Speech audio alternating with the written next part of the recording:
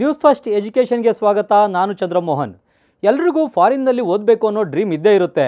ಆದರೆ ದುಡ್ಡಿನ ಸಮಸ್ಯೆಯಿಂದಾಗಿ ವಿದೇಶದಲ್ಲಿ ಓದೋ ಕನಸಿನಿಂದ ವಿದ್ಯಾರ್ಥಿಗಳು ಹಿಂದೇಟಾಕ್ತಾರೆ. ಹೀಗೆ ಹಣಕಾಸು ವಿಚಾರಕ್ಕೆ ಎದುರಿ ಹಿಂದೇಟಾಕೋ ವಿದ್ಯಾರ್ಥಿಗಳು ನೀವಾಗಿದ್ದೀರಾ. ಹಾಗಾದರೆ ಯಾವುದೇ ಕಾರಣಕ್ಕೂ ಕೂಡ ಹೆದರಬೇಡಿ. ನೀವು ಒಬ್ಬಂಟಿಯಲ್ಲ. ಎಜುಕೇಷನ್ ಲೋನು ನಿಮಗೆ ಸಿಕ್ಕೇ ಸಿಗುತ್ತೆ. ಹಾಗಾದರೆ ಎಜುಕೇಷನ್ ಲೋನ್ ಅಂದ್ರೇನು, ಎಲ್ಲಿ ಸಿಗುತ್ತೆ, ಲೋನ್ ರೀಪೇಮೆಂಟ್ ಮಾಡೋದು ಹೇಗೆ, ಯಾವುದೇ ಒತ್ತಡ ಇಲ್ಲದೆ ಎಜುಕೇಷನ್ ಲೋನ್ ಕ್ಲಿಯರ್ ಮಾಡೋದು ಹೇಗೆ ಅನ್ನೋ ಸಂಪೂರ್ಣ ಡೀಟೇಲ್ಸನ್ನು ಈ ವಿಡಿಯೋದಲ್ಲಿ ನಾವು ಎಕ್ಸ್ಪ್ಲೇನ್ ಮಾಡಿ ಹೇಳ್ತೀವಿ ನೋಡಿ. ಫಾರಿನ್ಗೆ ಹೋಗಿ ಓದೋದು ದೊಡ್ಡ ಕೆಲಸವಲ್ಲ, ಆದರೆ ನೀವು ಅದಕ್ಕಾಗಿ ಹಣ ಹೊಂದಿಸೋದು ಭಾರಿ ದೊಡ್ಡ ಕೆಲಸ. ನೀವು ಫಾರಿನ್ ಎಜುಕೇಷನ್ ಲೋನ್ ಪಡೆಯೋ ಮುನ್ನ ಒಂದಷ್ಟು ಅಂಶಗಳನ್ನು ಅರ್ಥ ಮಾಡ್ಕೊಳ್ಬೇಕು. ನಿಮ್ಮ ಓದಿಗೆ ಬೇಕಿರೋ ಹಣ ಎಷ್ಟು, ಅದಕ್ಕಾಗಿ ನೀವು ಎಷ್ಟು ಬಡ್ಡಿ ಕಟ್ಟಬೇಕು ಅನ್ನೋ ಲೆಕ್ಕ ಇರಬೇಕು. ಇಂಟ್ರೆಸ್ಟ್ ರೇಟ್ ಎಷ್ಟು, ರೀಪೇಮೆಂಟ್ ಟೈಮು, ಗ್ರೇಸ್ ಪೀರಿಯಡು ಎಲ್ಲದರ ಬಗ್ಗೆ ತಿಳ್ಕೊಳ್ಳೋದು ಭಾಳ ಅಗತ್ಯ. ಮೊದಲಿಗೆ ಎಜುಕೇಷನ್ ಲೋನು ಅಂದ್ರೇನು ಅಂತ ನೋಡೋದಾದರೆ, ಹೆಚ್ಚಿನ ವ್ಯಾಸಂಗಕ್ಕೆ ಅಂತ ವಿದೇಶಕ್ಕೆ ಹೋಗಲು ಬಯಸುವ ವಿದ್ಯಾರ್ಥಿಗಳಿಗೆ ಸಾಲದ ರೂಪದಲ್ಲಿ ನೀಡುವ ಹಣದ ಸಹಾಯವನ್ನು ಎಜುಕೇಷನ್ ಲೋನ್ ಅಂತ ಕರಿತೇವೆ. ಸಾಮಾನ್ಯವಾಗಿ ಇದು ಭಾರತದ ಎಲ್ಲ ಪ್ರಮುಖ ಬ್ಯಾಂಕ್ಗಳಲ್ಲಿ ಈ ರೀತಿಯ ಸೇವೆ ಲಭ್ಯವಿದೆ.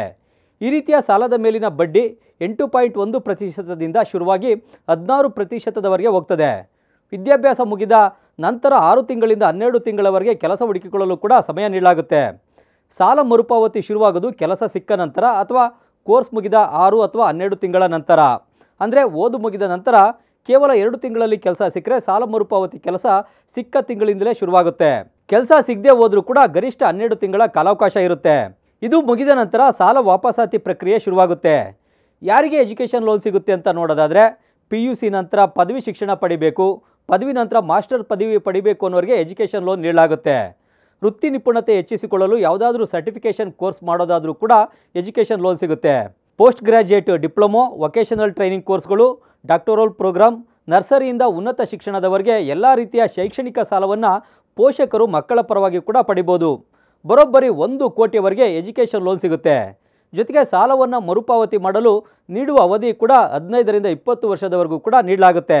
ಹೀಗೆ ಪಡೆದ ಸಾಲದ ಮೊತ್ತವನ್ನು ವಿದ್ಯಾಭ್ಯಾಸಕ್ಕೆ ಸಂಬಂಧಿಸಿದ ಖರ್ಚುಗಳಿಗೆ ಬಳಸ್ಕೊಳ್ಬೋದು. ಬೇರೆ ಬೇರೆ ರೀತಿಯ ಖರ್ಚಿಗೆ ಈ ಹಣವನ್ನು ಬಳಸಲಿಕ್ಕೆ ಅನುಮತಿ ಇರೋದಿಲ್ಲ. ಟ್ಯೂಷನ್ ಫೀಸ್, ಹಾಸ್ಟೆಲ್ ಫೀಸ್, ಊಟ, ತಿಂಡಿ, ಉಳಿದುಕೊಳ್ಳಲು ನೀಡುವ ಸೌಲಭ್ಯ ಸೇರಿದಂತೆ ಎಲ್ಲ ಖರ್ಚುಗಳಿಗೂ ಕೂಡ ಎಜುಕೇಷನ್ ಲೋನನ್ನು ಬಳಸ್ಕೊಳ್ಬೋದು. ವಿದ್ಯಾರ್ಥಿ ವಿದೇಶದಲ್ಲಿ ಇದ್ದಾಗ ಅಲ್ಲಿಗೆ ಹೋಗಿ ಬರಲು ಬೇಕಾಗುವ ವಿಮಾನದ ಖರ್ಚು, ಭಾರತದ ಇತರೆ ಭಾಗದಲ್ಲಿದ್ದರೆ ಪ್ರಯಾಣದ ಖರ್ಚು, ಆರೋಗ್ಯ, ಜೀವ ವಿಮೆ ಖರ್ಚು, ವಿದ್ಯಾಭ್ಯಾಸಕ್ಕೆ ಬೇಕಾಗುವ ಪೆನ್ನು, ಪುಸ್ತಕ ಮತ್ತಿತರೆ ಪರಿಕರಗಳನ್ನು ಕೊಳ್ಳಲು ಬೇಕಾಗುವ ಹಣ, ಲ್ಯಾಬೊರೇಟರಿ ಹಣ, ಲೈಬ್ರರಿ ಖರ್ಚುಗಳು, ಕೋರ್ಸ್ ಮುಗಿಸಲು ಅವಶ್ಯಕವಾಗುವ ಲ್ಯಾಪ್ಟಾಪ್, ಕಂಪ್ಯೂಟರ್, ಮೊಬೈಲ್, ಇನ್ನಿತರೆ ಪರಿಕರಗಳು, ಶಾಲೆ ಅಥವಾ ಯೂನಿವರ್ಸಿಟಿನಲ್ಲಿ ಕೇಳುವ ಯಾವುದೇ ರೀತಿಯ ವಾಪಸ್ ನೀಡುವ ಸೆಕ್ಯೂರಿಟಿ ಡಿಪಾಸಿಟ್ ಮೊತ್ತ, ಪ್ರವೇಶ ಪಡೆದ ಕೋರ್ಸ್ ಮುಗಿಸಲು ಬೇಕಾಗುವ ಇನ್ಯಾವುದೇ ರೀತಿಯ ಪರಿಕರ ಅಥವಾ ಖರ್ಚು ಕೂಡ ಈ ಎಜುಕೇಷನ್ ಲೋನ್ ಹಣದಲ್ಲೇ ಬಳಕೆಯನ್ನು ಮಾಡಿಕೊಂಡು ಪಾವತಿಯನ್ನು ಮಾಡ್ಬೋದು. ಸಾಲದ ಮೇಲೆ ಕಟ್ಟುವ ಬಡ್ಡಿಯನ್ನು ಇನ್ಕಮ್ ಟ್ಯಾಕ್ಸ್ ರಿಟರ್ನ್ ಫೈಲ್ ಮಾಡುವಾಗ ಸೆಕ್ಷನ್ 80 ಈ ಅಡಿಯಲ್ಲಿ 8 ವರ್ಷಗಳ ಕಾಲ ವಿನಾಯಿತಿ ಕೂಡ ಪಡಿಬೋದು. ಆದರೆ ಈ ಸೌಲಭ್ಯ ಉನ್ನತ ವ್ಯಾಸಂಗಕ್ಕೆ ಎಂದು ಸಾಲ ಮಾಡಿದವರಿಗೆ ಮಾತ್ರ ಸಿಗುತ್ತೆ. ಕೆಲವೊಮ್ಮೆ ಬ್ಯಾಂಕುಗಳಲ್ಲಿ ವಿದ್ಯಾರ್ಥಿನಿಯರಿಗೆ ವಿಶೇಷ ರಿಯಾಯಿತಿ ಕೂಡ ಲಭ್ಯವಿದೆ. ಅಂದರೆ ಬಡ್ಡಿ ದರದಲ್ಲಿ 1% ಕಡಿಮೆ ಮಾತ್ರ ವಿದ್ಯಾರ್ಥಿನಿಯರಿಗೆ ರಿಯಾಯಿತಿಯನ್ನು ನೀಡಲಾಗುತ್ತೆ.